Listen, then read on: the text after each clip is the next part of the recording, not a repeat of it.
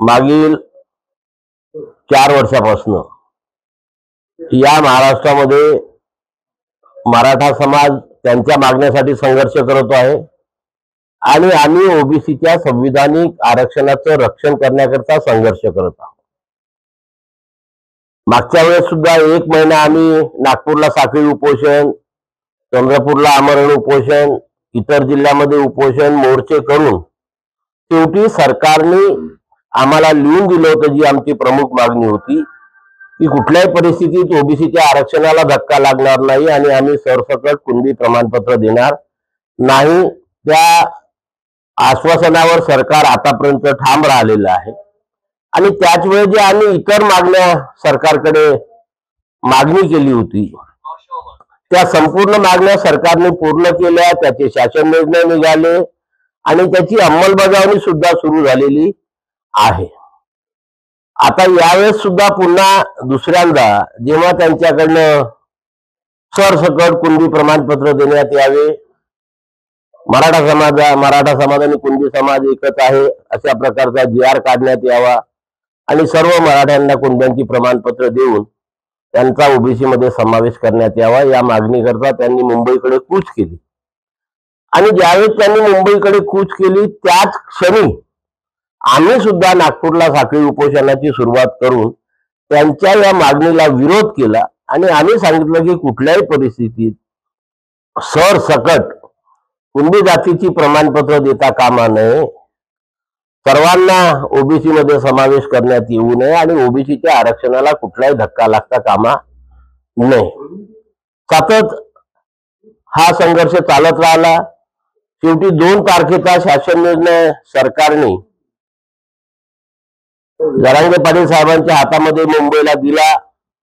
त्या GRच्या माध्यमातून त्यांचं समाधान झालं, त्यांनी आपलं उपोषण मागे घेतलं आणि त्यानंतर आम्हाची अशी चर्चा करण्याकरता नागपूरला सरकारने मान्य नामदार अतुलजी सावे, डॉक्टर परिणयजी फुके यांचे शिष्टमंडळ आमच्या भेटीला पाठवलं। आमच्यासोबत आमच्या ज्या या मागणीसोबत 14 मागण्या होत्या त्या सर्व मागण्यांवरती सविस्तर चर्चा केली आणि यातील 12 मागण्या आम्ही पूर्ण करतो आणि 2 मागण्यांचा धोरणात्मक निर्णय घेऊन त्या सुद्धा लवकरात लवकर पूर्ण करू अशा प्रकारचं आश्वासन आम्हाला दिल्यानंतर आणि जेव्हा 2 तारखेच्या शासन निर्णयाचा आम्ही सखोल अभ्यास केला आणि त्या अभ्यासाअंती आम्ही या निष्कर्षावरती आलो की या GR मध्ये जे काही दिलेलं आहे ते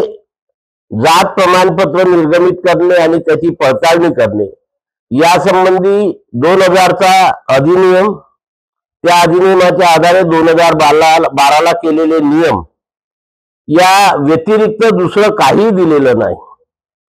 आणि महत्वाचं इथे असं आहे की GR हा कायद्याला सुपरसीड करत नाही।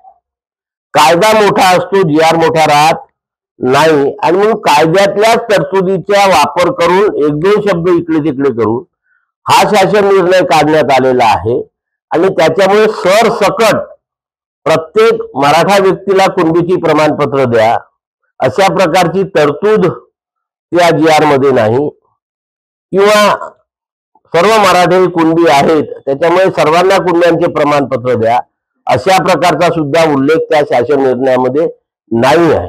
आणि म्हणून ज्यांच्या वंशावळीनुसार पितृसत्ताक पद्धतीने वडील, आजोबा, पंजोबा, खापर पंजोबा या वंशावळीतील जेवढे नातेवाईक असेल त्या नातेवाईकापैकी एखाद्या नातेवाईकाकडे कुणबी जातीचं प्रमाणपत्र असेल, ते वैध ठरलं असेल तर आणि ज्याच्याकडे ते प्रमाणपत्र आहे तो नातेवाईक तशा प्रकारचं प्रतिज्ञापत्र देत असेल की माझ्याकडे हे प्रमाणपत्र आहे, त्याची वैधता झालेली आहे आणि या वंशावळीनुसार हा माझा पितृसत्ताक पद्धतीचा नातेवाईक आहे, त्याच्यामुळे याला सुद्धा कुणबी, मराठा कुणबी किंवा कुणबी मराठ्याचं प्रमाणपत्र देण्यात यावं।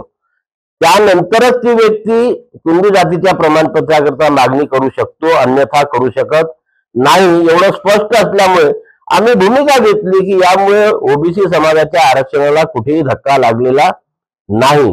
शेवटी समाजाचं मनोधैर्य वाढविणे हे प्रत्येक सामाजिक कार्यकर्त्याचं हे कर्तव्य असते आणि त्याच्यावर आमची शाश्वती पटली. त्यानंतर 9 तारखेला सरकारने जे जात प्रमाणपत्र निर्गमित करण्याकरता जी स्थानिक पातळीवरती चौकशी समिती नेमलेली आहे, त्या समितीने कुठले कुठले कागदपत्र तपासावे यासंबंधी नियमावली दिलेली आहे. त्यामध्ये आमच्या काही शंका आहे, नाही आहे असं नाही आहे, त्याचे आम्ही स्पष्टीकरण सरकारला मागितलेलं आहे. ते स्पष्टीकरण आल्यानंतरच ते क्लिअर होणार आहे.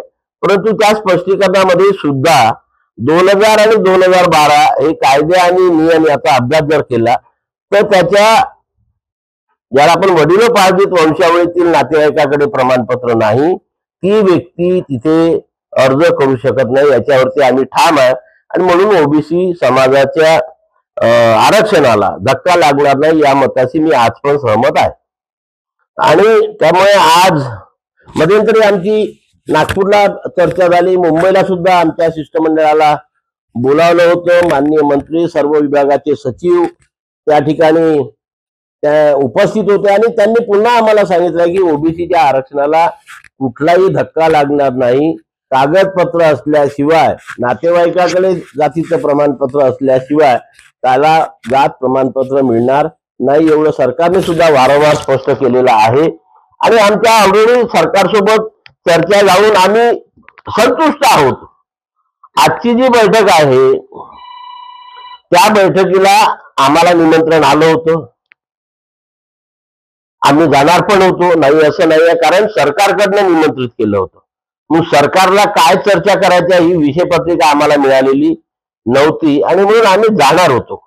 परंतु काल दिवसभरामध्ये जे नाट्य घडलं की राष्ट्रीय ओबीसी महासंघाचे बबन तायवाडे येणार असेल तर आम्ही येणार नाही, आमचा त्याच्यावरती बहिष्कार आहे. अरे बाबा, चर्चा तुम्हाला करायची आहे, माझं आंदोलन ऑलरेडी संपलेलं आहे, मला चर्चेची गरज नाही आहे. सरकारने निमंत्रण दिलं म्हणून मी जाणार होतो, गरज तुम्हाला आहे आणि मग तुम्ही त्या बैठकीला गेले पाहिजे, समाजाला योग्य तो मेसेज गेला पाहिजे.